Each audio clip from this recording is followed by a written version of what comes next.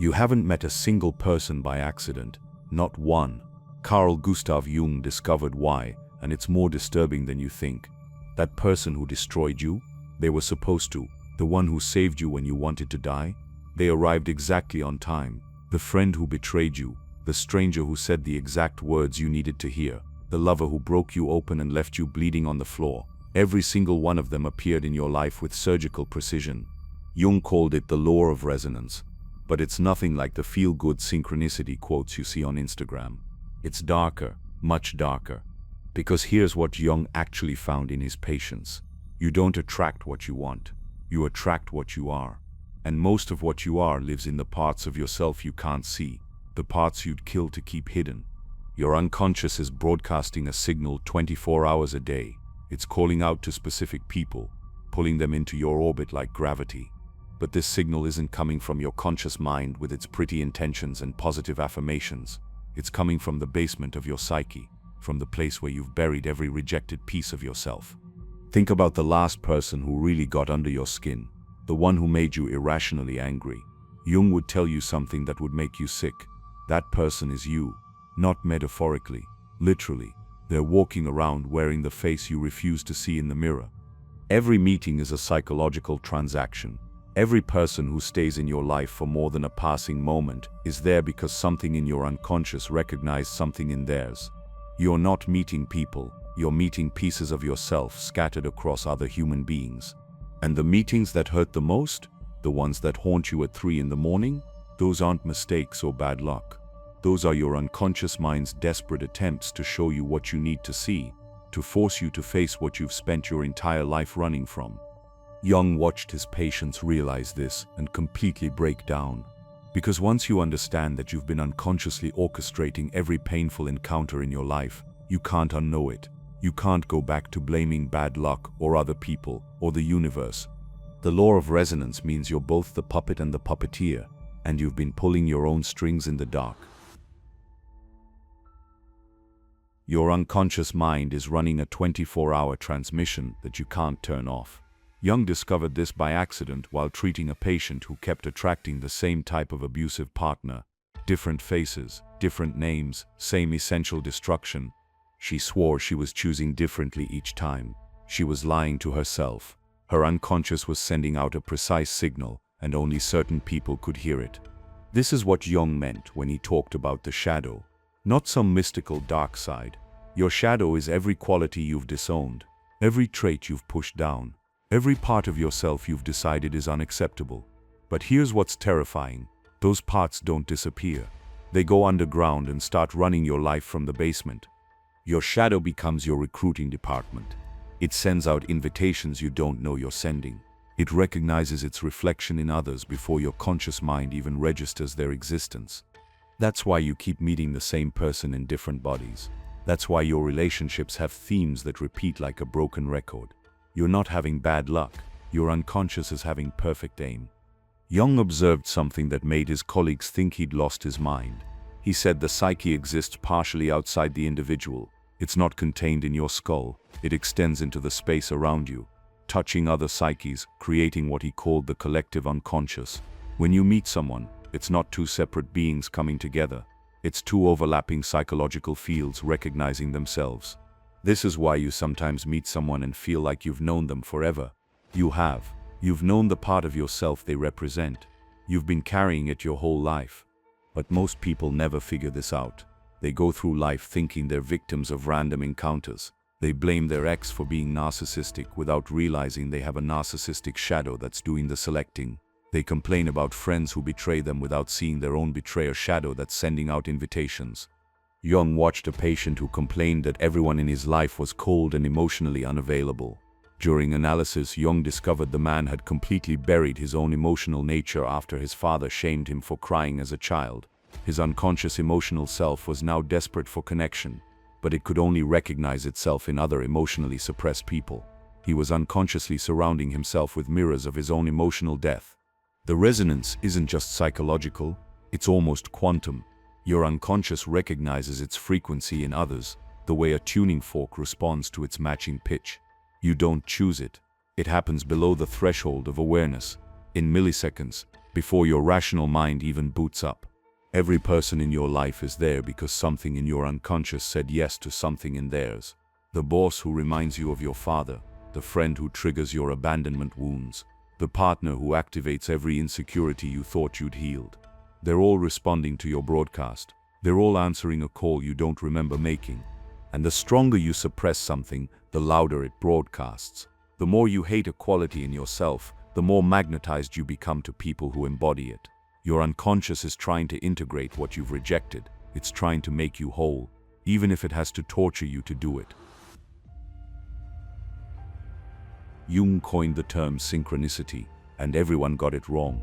They turned it into angel numbers and parking spaces opening up when you think positive thoughts. That's not what Jung found. What he found was scarier. Synchronicity isn't the universe giving you signs.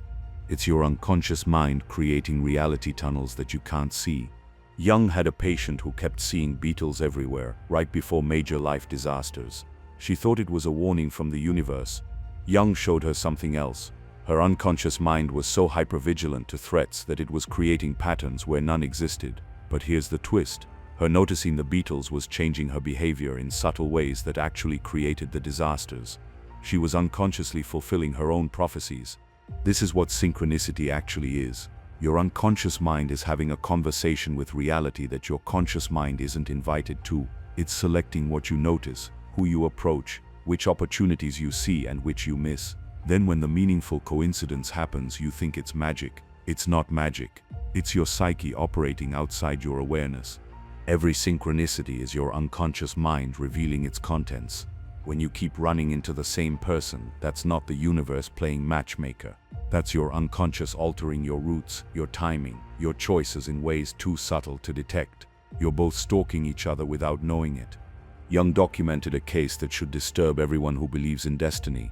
A woman came to him convinced she was meant to be with a married man because they kept having synchronistic encounters, books falling open to relevant passages, dreams that predicted their meetings, songs playing at exactly the right moment.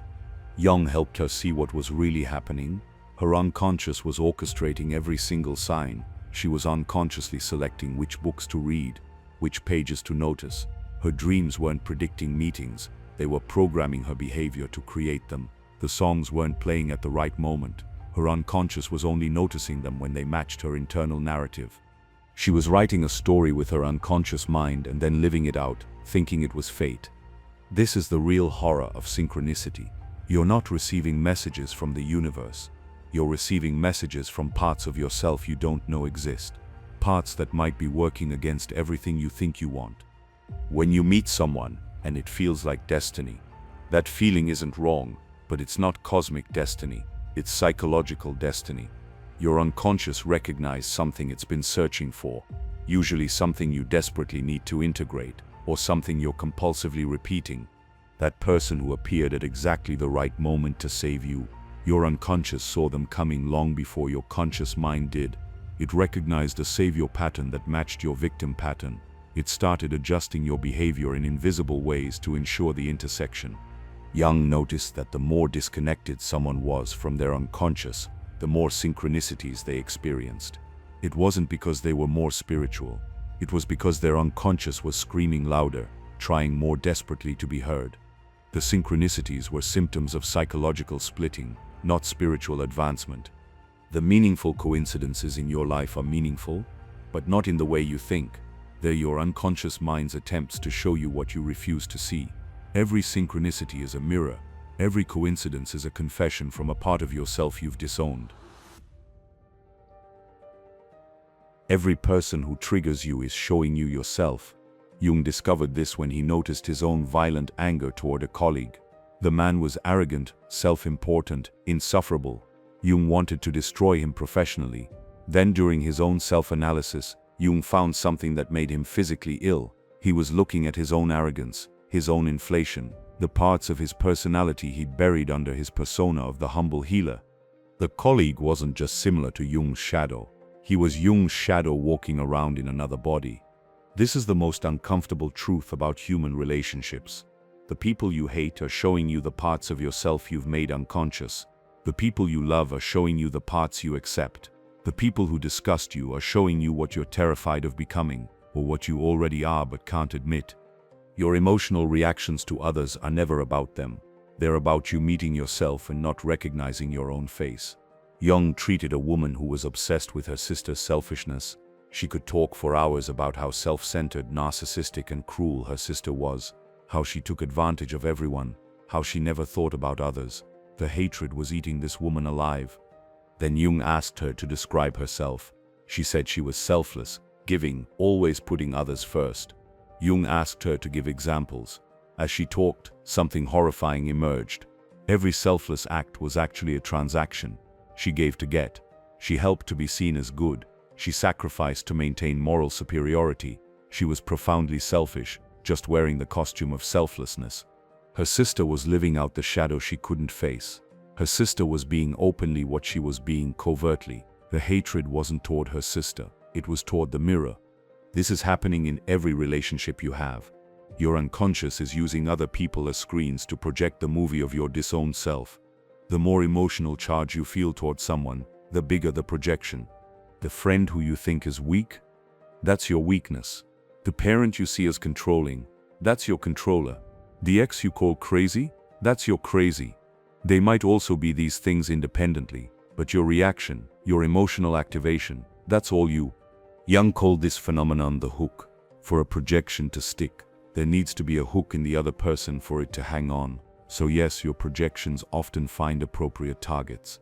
The other person usually does have some quality you're projecting, but the intensity of your reaction, the obsessive thoughts, the emotional charge that won't dissipate, that's your shadow screaming to be acknowledged. Here's what's even more disturbing. You're doing this unconsciously with everyone you meet. Within seconds of meeting someone, your unconscious has already decided what disowned parts they'll carry for you. You've already assigned them a role in your psychological drama. They're doing the same to you. Every relationship is two people projecting onto each other, while believing they're seeing clearly. Two unconscious minds, using each other as projection screens, while thinking they're in love or friendship or conflict with an actual other person. Jung watched marriages dissolve when people finally saw what they'd been doing. They'd never been married to an actual person. They'd been married to a projection. When the projection finally lifted, usually after years of psychological work, they found themselves living with a stranger. The person you think you know best, you might not know at all. You might just know your own reflection in them. And the person you think you are, that might just be a construction built to avoid seeing what you really are, which you've conveniently projected onto everyone around you. The most important people in your life are the ones who hurt you. Jung discovered this treating patients who couldn't let go of their wounds. They thought they were holding on to pain. They were actually holding on to teachers. Every person who has ever betrayed you came to show you where you betray yourself. Every person who abandoned you came to show you where you've already abandoned yourself. Every person who didn't love you the way you needed came to show you exactly how you don't love yourself. This isn't metaphorical comfort. This is mechanical psychological law. Jung had a patient whose father was emotionally absent, cold, unavailable. The patient spent 30 years in relationships with emotionally absent men. She thought she was trying to heal the father wound by finding someone different. But Jung showed her what was actually happening. She wasn't trying to heal anything. She was trying to complete an incomplete psychological process. Her psyche needed to integrate the abandoning father to become whole. But instead of doing the internal work, she kept finding external fathers to abandon her. Each relationship was her unconscious attempting to finish what was started in childhood, not to heal it, to complete it, to fully experience it until it could be integrated. This is why you keep meeting your mother in different bodies, your father in different faces, your childhood wounds in adult costumes. Your unconscious is trying to complete psychological processes that were interrupted. It's not trying to torture you. It's trying to finish what was started. The shadow meetings are the worst ones. These are encounters with people who embody everything you violently rejected in yourself. They feel like violations because they are. They're violating your ego's boundaries, showing you that what you thought was not me is actually deeply me. Jung treated a minister who prided himself on his purity and moral perfection. He came to Jung because he kept attracting degenerates into his life. Addicts, liars, sexual deviants. He couldn't understand why God was testing him with such horrible people. Jung found something the minister couldn't accept for 2 years of analysis. The minister had massive sexual perversions and violent fantasies that he'd pushed so far into his unconscious that he genuinely didn't know they existed. But they were broadcasting loud and clear. They were attracting their mirrors. The degenerates were showing him his own degeneracy that he'd buried under religious perfection. The minister's shadow was so split off that it was literally walking around outside of him in other people's bodies. This is what your shadow does. It gets so rejected, so pushed down, so denied that it starts living through other people. You unconsciously seek out people who will live your shadow for you. Then you can hate it in them instead of facing it in yourself. The addict you're trying to save, that's your addiction. The narcissist you're trauma bonded to, that's your narcissism. The victim you can't stop rescuing, that's your victim. You're not attracted to these people despite these qualities. You're attracted to them because of these qualities. Because they're carrying parts of you that you can't carry yourself. Jung noticed that the people who trigger the most visceral disgust in us are showing us our most deeply buried shadows. Physical revulsion towards someone's behavior is often a sign that you're looking at your own unconscious material. The body rejects what the mind won't accept. A woman came to Jung repulsed by her mother's weakness and dependency. The mother couldn't make decisions, couldn't be alone, clung to others desperately. The daughter had built her entire identity on being strong, independent, needing no one. She was successful, powerful, completely self-sufficient. Then her life fell apart. Career collapsed. Relationship ended. Health crisis. And in that destruction she became exactly what she'd hated in her mother. Weak, dependent, desperate, because it was always in her. She'd just been using enormous energy to hold it in her unconscious. When her ego defenses finally broke, her shadow came flooding out. The shadow meetings aren't random. They're precisely orchestrated by your unconscious to show you what you need to integrate. The timing is never accidental. They appear when you're ready to see, whether you think you're ready or not. Some people don't come into your life to love you. They come to destroy you. And according to Jung, you unconsciously invited them in for exactly that purpose. Destruction is part of individuation. You cannot become whole by adding more pieces. Sometimes you have to be broken completely apart first. Your unconscious knows this. Your ego doesn't. So your unconscious brings in the demolition crew while your ego thinks it's looking for love. Jung watched patients realize that their worst relationships were actually their most necessary ones. The person who traumatized you didn't derail your life. They revealed what was already broken. They exposed fractures that were already there. They forced eruptions that were already building pressure. A man came to Jung after his wife's affair destroyed him. Not just hurt him, destroyed him. His entire identity collapsed. Everything he thought he was disintegrated. He wanted Jung to help him heal, to get back to who he was before. Jung told him something that made him violently angry.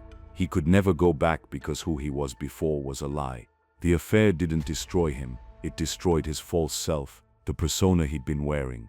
The man he was pretending to be. His unconscious had invited the affair, not consciously. He didn't want it. But his psyche needed it. He'd been living as half a person, completely disconnected from his emotional nature, his vulnerability, his shadow. The affair forced him to feel everything he'd been avoiding. The betrayal cracked him open to parts of himself he'd sealed off. This is what the destructive meetings do. They don't come to hurt you. They come to break down structures that are keeping you from becoming whole. Every person who broke your heart broke it in exactly the place where it needed to break. Jung discovered that people unconsciously attract their own destruction when they're living too far from their true nature. The psyche would rather be destroyed authentically than survive as a lie. So it brings in people who will force the truth. The narcissist you fell in love with. They came to destroy your codependent false self. The friend who betrayed you. They came to destroy your naive trust that was keeping you infantile. The parent who never approved of you. They came to destroy your need for external validation. But here's what's terrifying. You don't get to choose which parts get destroyed. When you unconsciously invite in destruction, it's like setting fire to your house to kill a spider. Everything burns. Jung treated a woman who'd been in 3 relationships with addicts. Each one progressively worse. Each one taking more from her. She couldn't understand why she kept attracting broken people. Jung showed her the truth. She was addicted to being needed. Her helper persona was just as compulsive as any substance addiction. The addicts weren't randomly appearing. Her unconscious was escalating, bringing in worse and worse cases, trying to break her addiction to saving others. It took the third one, who nearly killed her, to finally shatter her savior complex. She needed that level of destruction. Nothing less would have worked.